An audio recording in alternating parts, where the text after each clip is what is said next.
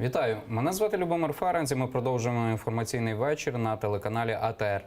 І зараз ми будемо говорити про одну з найважливіших тем тижня, вчорашнього дня, а також сьогоднішнього – конкурс на посаду очільника Державного бюро розслідувань. У нашій студії ми вітаємо Василя Вовка, кандидата, одного з кандидатів на посаду директора Державного бюро розслідувань, екс-начальника Головного слідчого управління Служби безпеки України. Доброго вечора, пане Василю. Добрий вечір. Вже багато було сказано, написано, обговорено, багато коментарів чуло суспільство. Я би хотів більше сконцентруватися на тому, як взагалі проходив внутрішній конкурс, ця внутрішня кухня, так, безпосереднім учасником якої ви були. Конкурс тягнувся понад 1,5 року, так, якщо мені не зраджує пам'ять. Чому так довго? Чи потрібно його було, на вашу думку, так довго тягнути?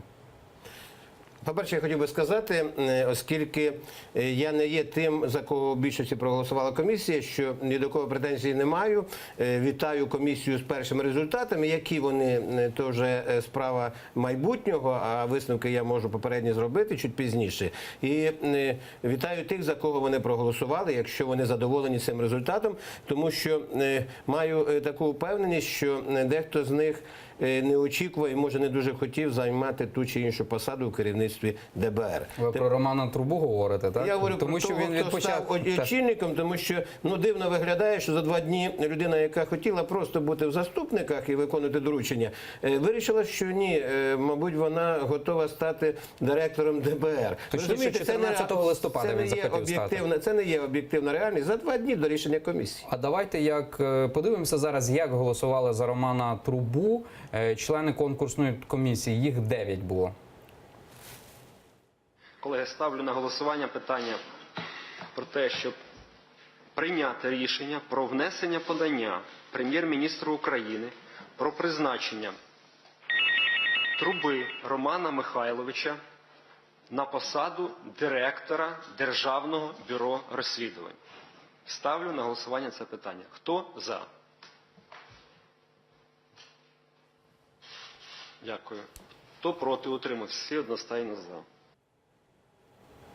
Отже, одноголосно, так? А це було, до речі, голосування за направлення подання, а не за призначення директором нинішнього уже очільника. Там було голосування більш цікаве, і я пригадую, дивлячись ці кадри, я в онлайні не наблюдав, не хотів це робити, тому що десь я передбачив, які мають бути результати.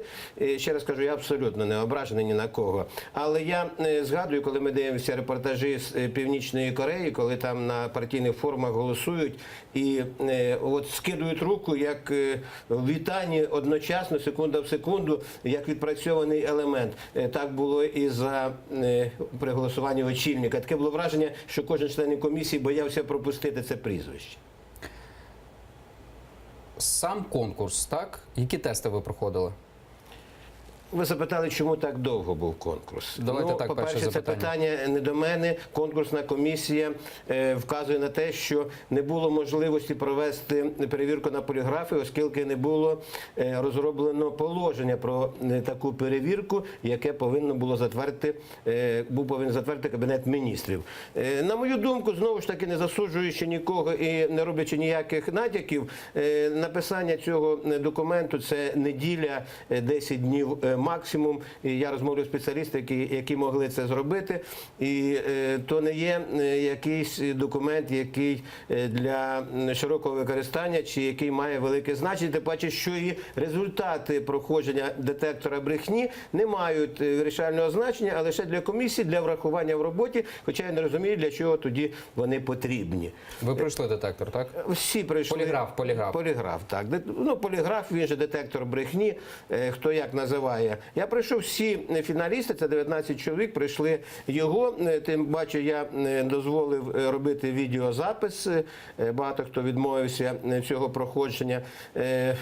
Я впевнений, що там якимось значимих результатів немає, а якщо вони є, то вони легко поясняться, що я зробив по закінченні цього тесту.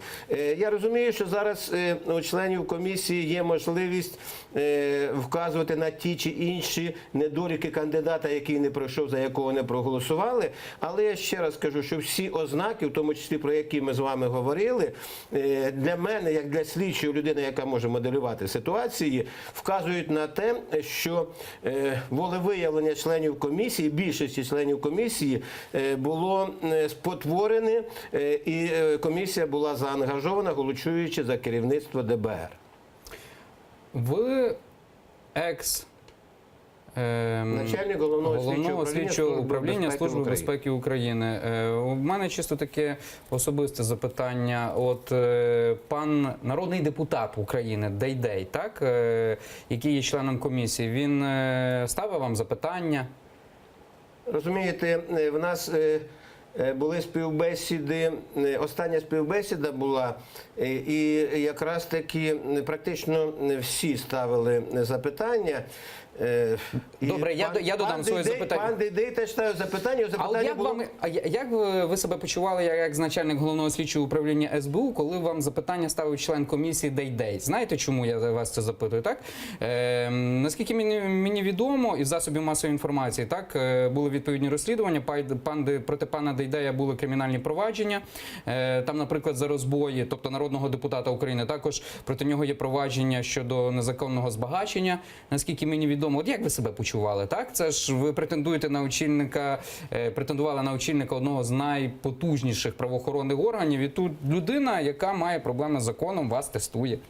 Проблеми з законом мають ті, щодо кого є вирок суду, який вступив в законну силу. Але є питання, вони можуть бути психологічні, морально-етичні. Я вам скажу, він поводив себе скромно, я завжди відвертий, об'єктивний і кажу те, що вам відчував. відомі ці факти, які Звичайно, звичайно. У нас зараз мало який народний депутат є, у нас генеральний прокурор ходить під кримінальними провадженнями, який без кримінального провадження. Вже десь ходять такі жарти, що якщо ти без кримінального провадження, ти, мабуть, нічого не робиш серед депутатів. Тому я до цього відношусь спокійно, до всіх рівно дихаю, але, звичайно, десь воно там трошки сам собі задаєш питання щодо членів комісії. У мене більше питання до голови комісії, шанованого мною Романа, який є керівником кафедри цивільного права, який очолює комісію, що вибирає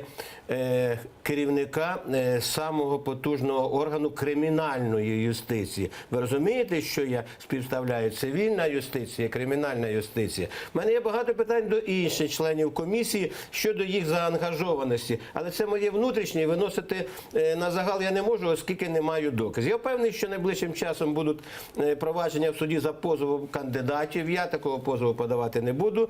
І я готовий виступити свідком у цих судових засіданнях щодо того, що я бачив, що я відчув, і що я маю щодо того, що, мабуть, конкурс був дуже сильно заангажований, особливо під час виборів керівництва. Щодо того, що так довго йшов конкурс.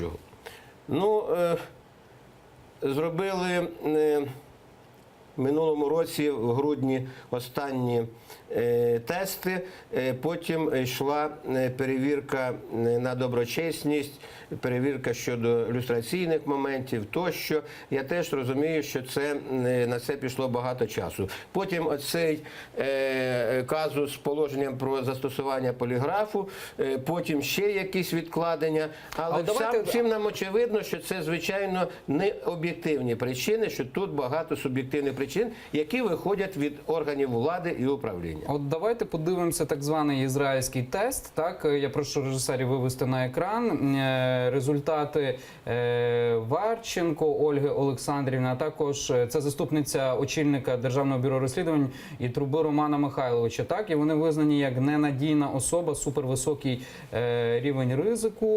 Обидвоє визнані ненадійною особою. Я дивлюся про ваші результати, і у вас є високий ступень ризику, так, але слова ненадійне нема, так, щодо цього тесту ізраїльського. Я перший раз бачу, через чесно вам кажу. Так, от, а ви свій дякую. бачили? Ні, не бачив. От у вас стоїть зараз, я вам точно хвильку я знайду його. Так, високий ступінь ризику я бачу щодо пана Вовка навпроти вашого. Да, Вовк Василь Васильович, високий ступінь ризику. Але ще не перейшов в стадію неблагонадійних. Але в стадію Слава неблагонадійно не Богу. прийшов. А як взагалі виглядає цей тест? Так, про нього дуже багато говорили журналісти. Давайте я вам розкажу те, що я бачив на цьому тесті. Ну, як Цей ви цей тест висновок був робили по якби цьому перед прологом до перевірки на детекторі брехні. Це дійсно ізраїльський текст, розроблений для бізнесменів. І в мене були, наприклад, такі питання. Я не знаю, як на них правильно відповісти, і зараз вам скажу, може ви мені підкажете. Чи перевіряла вас СБУ, коли ви влаштовувались на роботу? Я все життя пропрацював в СБУ. Як мені відповісти на це питання? Мусило перевіряти, ну це спецслужба. Я не знаю, я в СБУ не був. Добре, скільки разів за останні 5 років вас звільняли з посади? У мене була посада, по великому рахунку, політична, тому що кожен президент, який приходив, мене звільняв рано чи пізно. Янукович звільнив, Порошенко звільнив. Ні в одного, ні іншого не було ніяких підстав юридичних і причин правових, в всякому разі не було вказано, щоб це зробити. Більше того, Верховний суд за моїм позовом про незаконне звільнення щодо президента Порошенка зробив висновок, який читається між рядків, він взагалі не захотів, що в принципі він міг вас звільнити і за те, що не сподобався вам його погляд. Це тільки ці два запитання, чи ще було? Ні, ну ще було багато запитань, які, я вважаю, далекі від того, щоб на відповідях на них робити Ну, наприклад, оці два питання ще які. Чи зустрічались ви коли-небудь з наркотичними засобами? Бачили їх, нюхали їх? Ну, у мене було купа кримінальних проваджень щодо трафіків наркотичних, щодо зберігання наркотиків, їх переміщення через кордон тощо. Я їх бачив, я їх нюхав, я їх осязав. Як відповісти на це питання? Я, звичайно, відповів, що так. Що машина після цього подумає? Ага, все-таки бачу.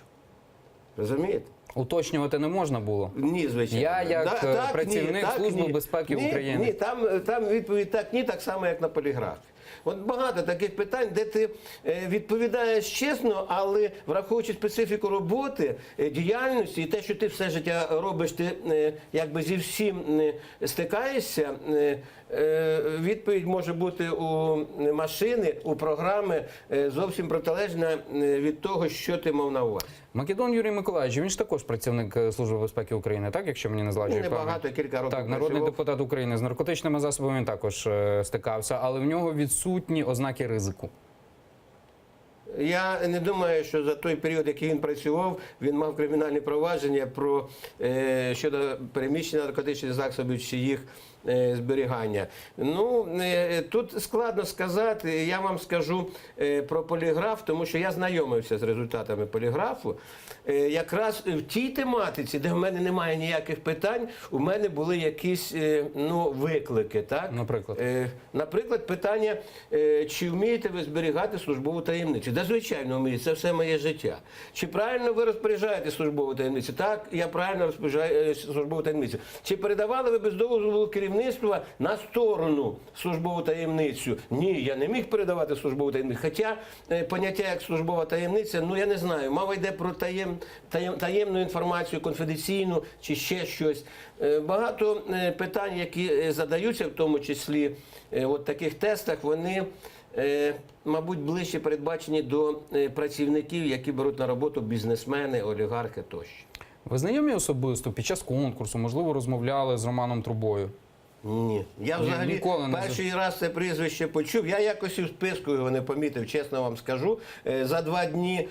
Тому що він не претендував на очільника. Немає, я все одно список дивився, я бачив 19 осіб, я з багатьма проходив, хоча ми проходили ці перевірки 2 групами, 9 чоловік і 10 чоловік, чи навпаки 10 і 9, 19, але я перший раз почув його за 2 дні до того, як його обрали.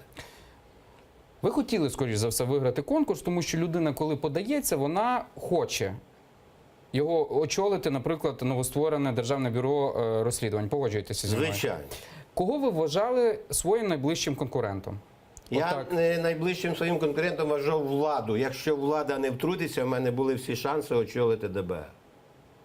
Ви хочете сказати так, що який висновок?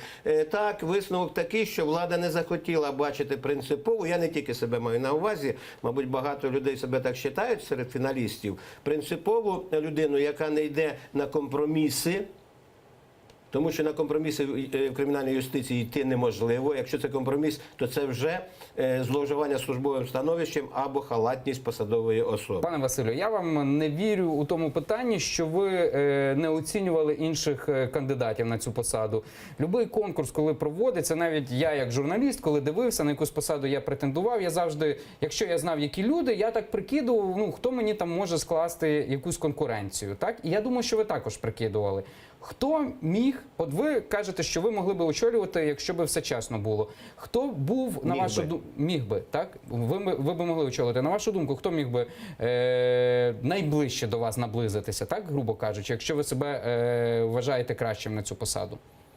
Ні, ну я не носив з собою ніяких ілюзій. Я розумію, на 99% знав, що мене не допустять на жодну з посад. Пане Василю, навіть увага з засобів масової інформації не була такою активною щодо вашої особи, Взагалі а щодо особи Анатолія Матіоса. О, звичайно, претендент. По-перше, він при владі. По-друге, він очолює доволі солідну структуру. Давайте ми повернемося до особи Анатолія Матіоса після телефонного дзвінка. Зараз з нами на зв'язку є Денис Монастирський, член конкурсної комісії з обрання директора Державного бюро розслідувань. Доброго вечора, пане Денисе. Чути нас? Доброго вечора.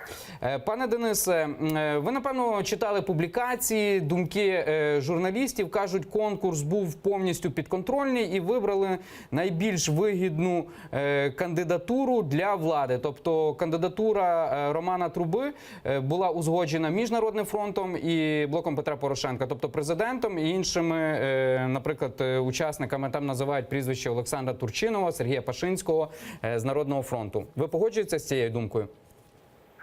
Визначалася з переможцем конкурсна комісія. Проводилися бурні і складні переговори між членами конкурсної комісії протягом понеділка вівторка. Ну і фактично метою була така, щоб кандидат, який набере найбільшу кількість голосів, щоб він був визначений, ну, скажімо так, максимальною кількістю голосів без, скажімо так, проблем. Ви бачите, що перша і друга позиція була зайнята таким чином. Я не виключаю, звичайно, на комісію і були впливи, зокрема з боку засобів масової інформації.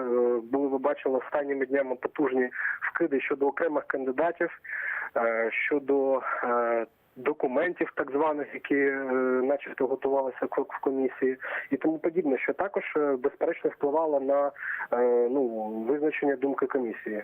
На Монастирського Дениса Анатолійовича хтось впливав? Ні.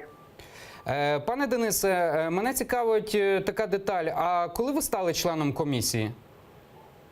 Це було в 2016 році, на початку року. А кого ви змінили? Я замінив на цій посаді Антона Геращенка. А ви числитеся ще досі помічником Антона Геращенка на громадських засадах? Так.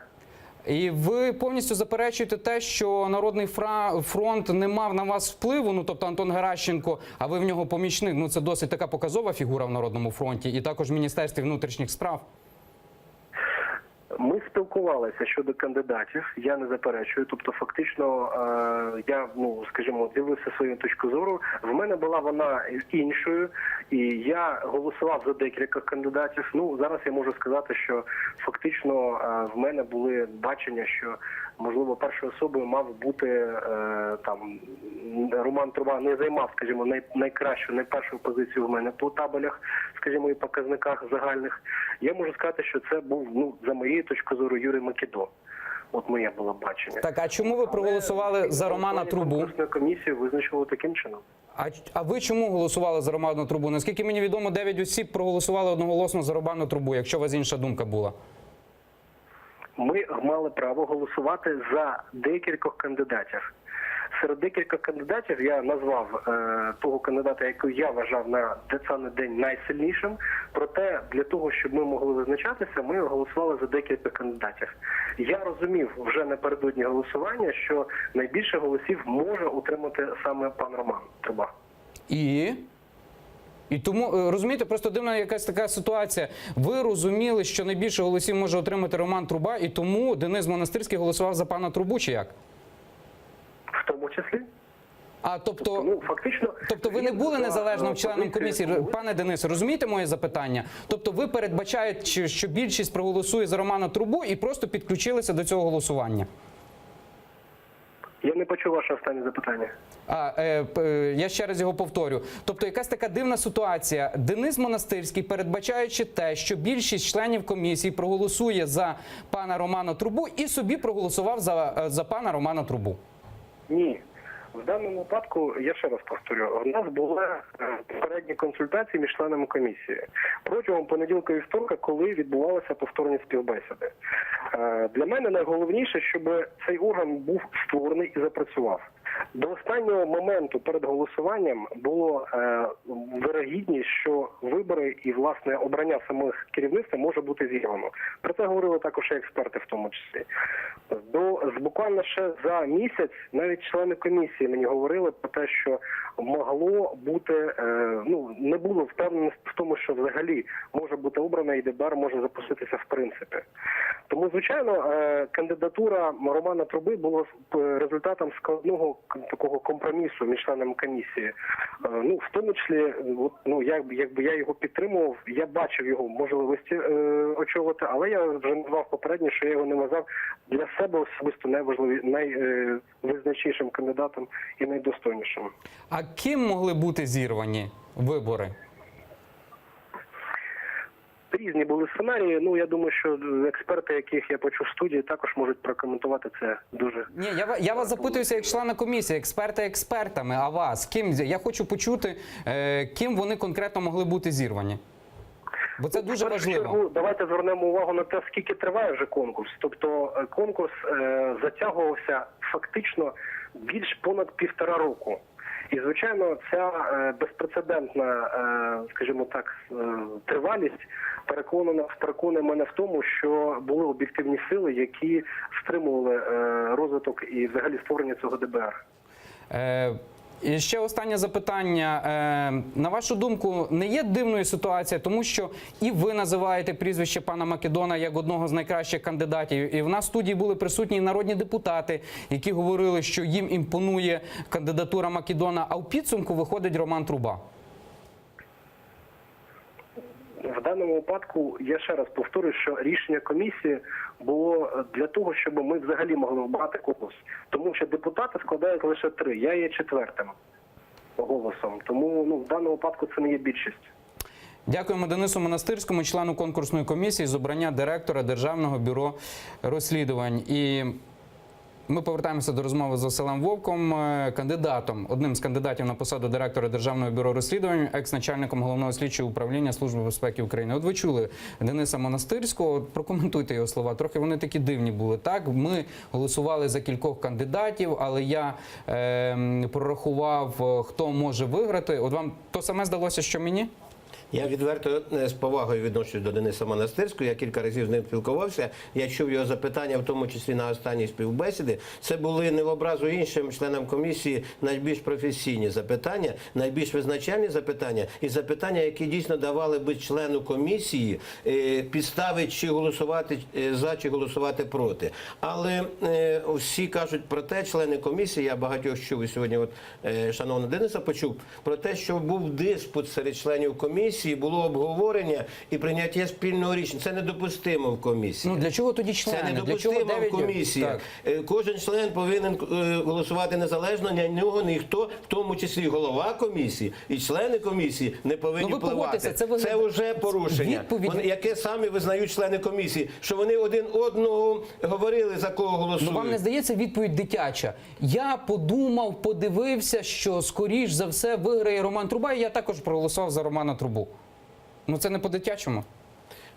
Ви розумієте, по великому рахунку все це виглядає як дитячий садок, кажуть, так? Тому що я ще раз кажу, з одної сторони дитячий садок, з іншої сторони я бачу тут Північну Корею під час голосування, коли люди тянуть руку і поважні, і молоді, просто боячись невчасно її підняти. Ви розумієте, про що йде мова? А я вам скажу, про що йде мова. Найближчим часом члени комісії отримують почесні звання, нагороди, просування по службі, якісь посади, преференції в бізнесі.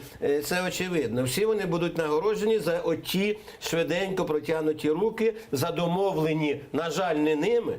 Це моя думка. Але я ще раз кажу, я цю думку аргументую. Аргументую явними протиріччями, в тому числі і в поясненнях деяких членів комісії. Явними протиріччями. Ми знаємо, що одні були представниками БПП, інші представниками Народного фронту. Я йшов як незалежна особа, як на виборах кажуть, так? Незалежна особа, тому мене ніде не обговорили в пресі. Для чого піарити, так? Для чого десь цепляти? От я, звичайно, усвідомлюю, що до мене можуть бути багато питань. Щодо кожного можуть бути багато питань. Давайте подумаємо про те, як створити таку потужну структуру з слідством, оперативними підрозділами, з іншими складовими, людині, яка не була на відповідній посаді, яка не пройшла шлях, той, що ми називаємо щаблі службової драбини, від самої низької посади, інспектор, і закінчує керівником органу. Нас таких серед кандидатів практично не було. І говорити про те, що я бачив такого-то, але проголосував за такого-то, да, бачили не члени комісії. Давайте в кінці кінців визнавати і бути чесними перед собою, перед українськими людьми.